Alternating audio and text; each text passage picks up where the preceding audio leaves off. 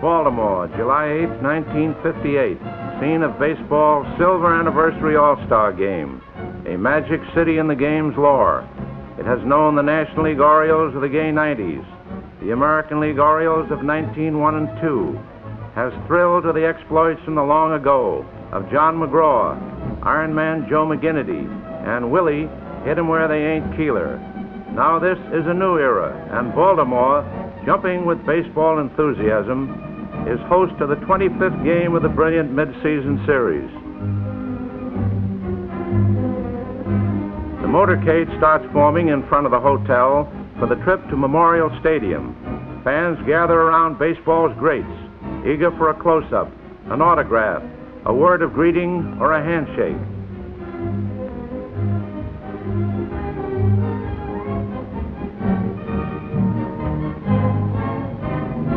As always, the crowd arrives early to take in all the colorful preliminaries leading up to the action.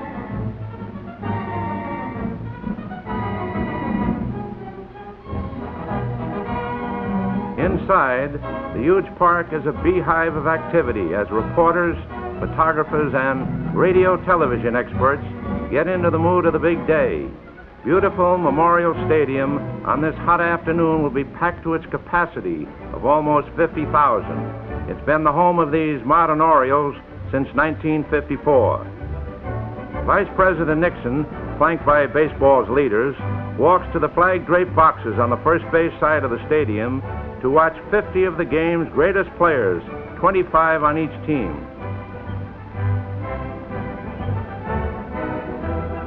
Will Harridge, president of the American League since 1931, helped set up the first All-Star Game in 1933.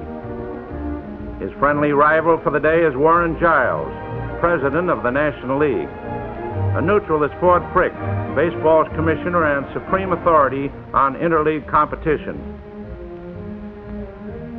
Grandpappy of the National League All-Stars is Stan Musial, who has an unbroken record of 15 All-Star games starting in 1943. This year, Musial became the 8th player in history to make 3,000 hits. He has won the National League batting title 7 times and has a lifetime batting average of .340. His 16 hits are high for All-Star competition, as are his 5 homers. Ted Williams played on his first All-Star team in 1940.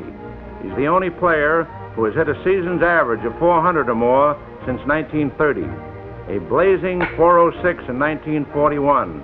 Last year, Ted batted .388 for his 5th league crown. A pregame salute to Ted Williams and Stan Musial.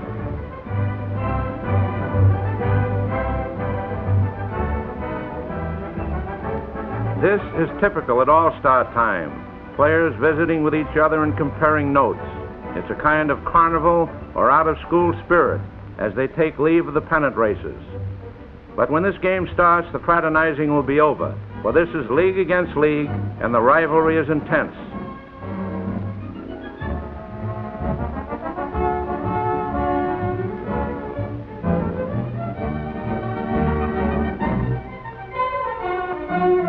Del Crandall of the Braves and many other players capture the spirit of the day with cameras. Rival managers of the 1957 World Series, Casey Stengler of the Yankees and Fred Haney of the Braves, will match wits today. This is Haney's All-Star debut, but it's no new experience for Stengel.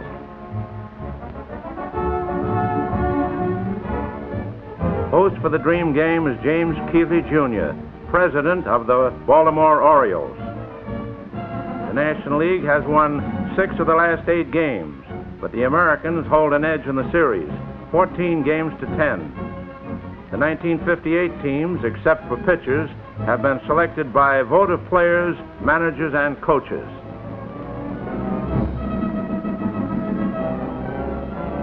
Two fine young players from the Detroit Tigers, Al Kaline, 1955 American League batting champion, and Harvey Keene, who switched from shortstop to the outfield this season, are ready for Stengel's call.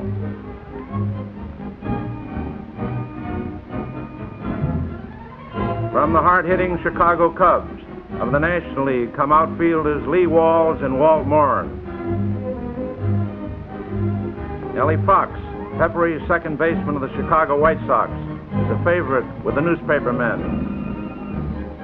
Philadelphia's Richie Aspern was the National League's batting champion in 1955. It's getting along toward game time now. Warren Spahn, crafty left-hander of the Braves, and Bob Turley of the Yankees will be the starting pitchers. On the rules of the game, they can pitch no longer than 3 innings. Turley has won 12 and lost 3 this season to pace the Yankee pitching department. This is the 3rd All-Star game for the 27-year-old Turley, a native of Troy, Illinois. The 37-year-old Spahn, an Oklahoman, has been named to the National League team 10 times. He is 10-5 for the year, and in a brilliant career has 8 times won 20 or more games in one season, tops for a southpaw in league history. And here are the other starters in the order in which they will bat for the National League. Willie Mays, San Francisco Giants, center field. Bob Skinner, Pittsburgh Pirates, left field. Dan Musial, St. Louis Cardinals, first base. Hank Aaron, Milwaukee Braves, right field. Ernie Banks, Chicago Cubs, shortstop. Frank Thomas, Pittsburgh Pirates, third base. Bill Mazeroski, Pittsburgh Pirates, second base. Del Crandall, Milwaukee Braves, catcher. And for the American League, Nellie Fox, Chicago White Sox, second base. Mickey Mantle, New York Yankees, center field. Jackie Jensen, Boston Red Sox, right field. Bob Serve, Kansas City Athletics, left field. Bill Skowron, New York Yankees, first base. Frank Malzone, Boston Red Sox, third base. Gus Triandis, Baltimore Orioles, catcher. Louis Aparicio, Chicago White Sox, shortstop. The rival managers confer with the umpires and present their lineup cards. Memorial Stadium now is overflowing in this capital of Maryland hospitality. Vice President Nixon has the honor of throwing out the first ball.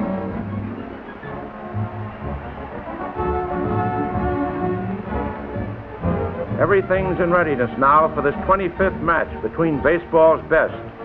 The nation's top sports writers jam the press box, and adjectives will flow today. The action also will be sent to millions by television and radio.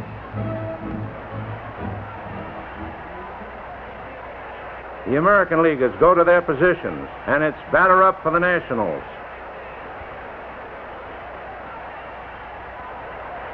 It's a single for leadoff man Willie Mays as the ball hits the third base bag and bounces away.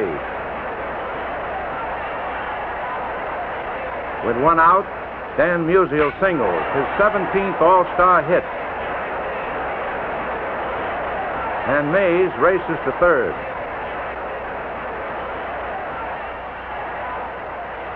Hank Aaron, the National League's 1957 batting king, sends Mantle back for a sacrifice fly, and Mays scores the game's first run.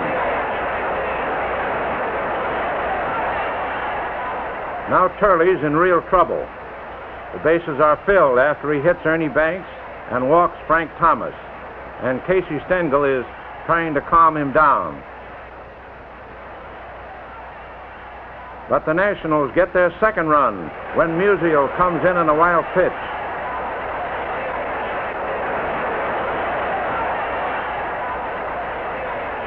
The threat is over when Bob Serve catches Bill Mazeroski's fly while off balance, and the score is 2-0. Nellie Fox leads off for the American Leaguers in their first inning, and he's safe on Banks' high throw to Musial.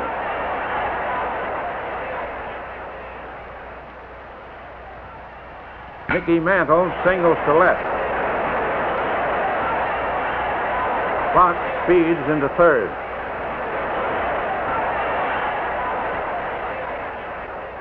Jackie Jensen has belted 24 homers in the first half of the season, but Frank Thomas turns his grounder into a double play, while Fox crosses the plate with the Americans' first run and the Nationals lead 2-1.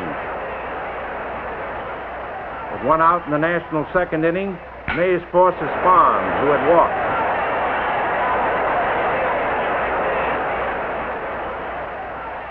Mays, the Major League's base-stealing champion, steals second base and continues to third when the throw by Gus Triandis bounces into center field. Ray Naleski of the Cleveland Indians goes into action in the bullpen. Bob Skinner singles, and Mays scores for the second time.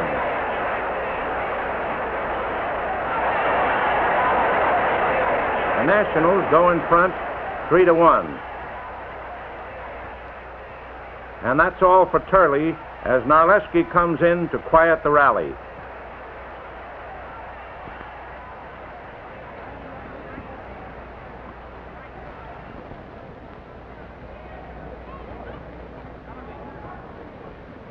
One is out in the American League second inning when Baltimore's Triandis singles to center.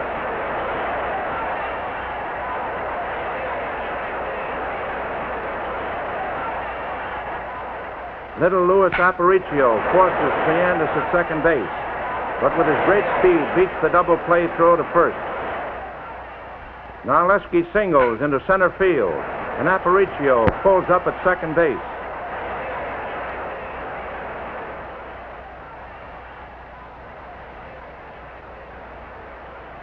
Nellie Fox drills a single to left, and Aparicio bounces across the plate to cut the Nationals' lead to a 3-2 margin. With Pittsburgh's Bob Friend pitching, Cleveland's Mickey Vernon leads off the Americans' fifth with a pinch single.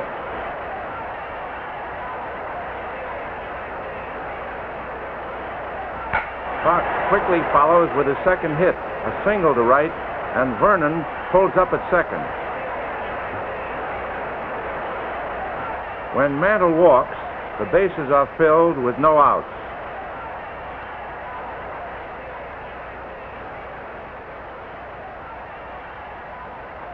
Jensen dribbles the ground to past Friend. Mazurowski throws him out, but Vernon comes home to tie the score 3-3. An intentional walk to serve proves the right strategy as Banks starts a side-retiring double play on Bill Skowron. Early Wynn of the Chicago White Sox is the new pitcher as the National League comes up in the sixth.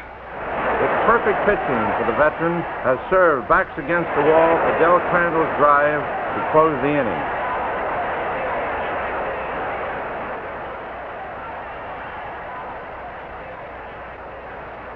Malzone greets Bob Friend with a single at the start of the American League sixth.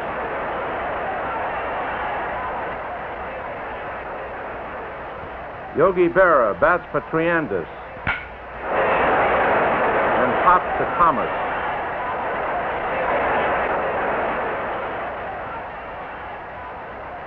It's Ted Williams batting for Aparicio.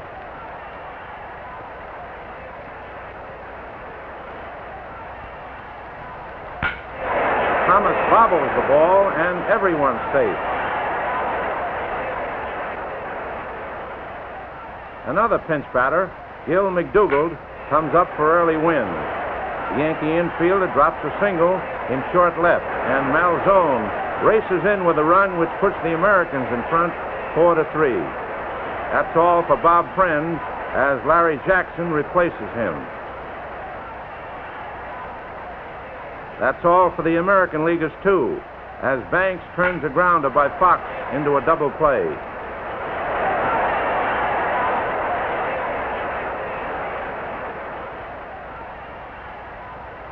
It's young Billy O'Dell of the Orioles pitching against the Nationals in the seventh, a tough spot in a tight game. Johnny Logan, batting for Larry Jackson, lines to Ted Williams in left.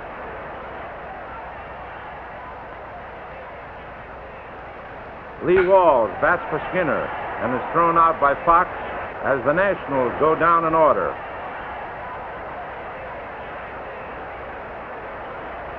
Dick Farrell, the Phillies' hard-throwing relief pitcher, faces the Americans in the seventh. Mantle walks. Farrell blazes a called third strike by Jensen.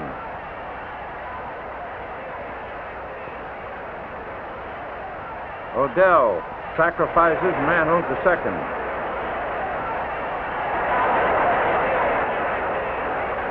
Farrell's strikeout ball works again as he fans Skowron for the third out.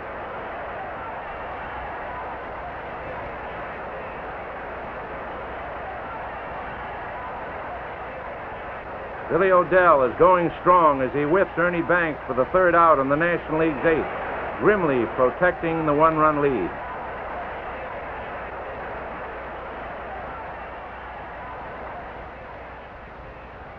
Farrell is matching Odell pitch for pitch. Ted Williams is his fourth strikeout victim as the Americans go out in order in the eighth. Odell has retired 6 in a row as Thomas leads off the ninth for the Nationals. Vera goes back and takes a foul by the Pirate star near the screen. 1 out.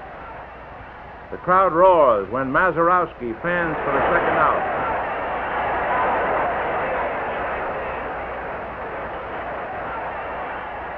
This silver anniversary All-Star Game is history as Fox gets under Crandall's pop fly for the final out of the game. The score, American League 4, National League 3.